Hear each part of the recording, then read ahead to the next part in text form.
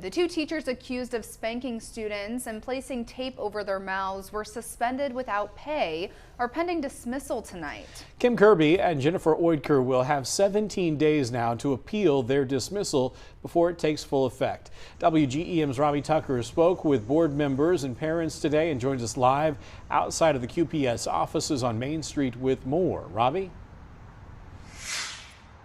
Well, Daniel, Olivia, parents packed into the QPS offices today, hoping that today would mark the end of nearly 2 years of controversy. But instead, today's meeting left some of them with more questions than answers. Now, Kirby and Oidker were placed on unpaid suspension today after several public comments and an hour in closed session. If the teachers don't appeal the suspension, their dismissal from the district will be final. Both teachers recently had their teaching licenses suspended after the state superintendent alleged they engaged in, quote, unprofessional behavior.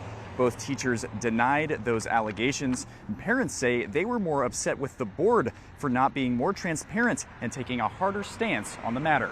This felt like sterile, legal, we can't speak, we can't say, and it doesn't feel good. It doesn't feel settled.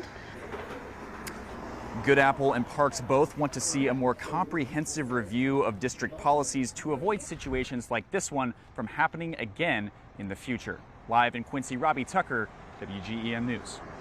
All right, thank you, Robbie. And the board declined to comment further on the suspension or if there will be further investigations of administrators at Denman.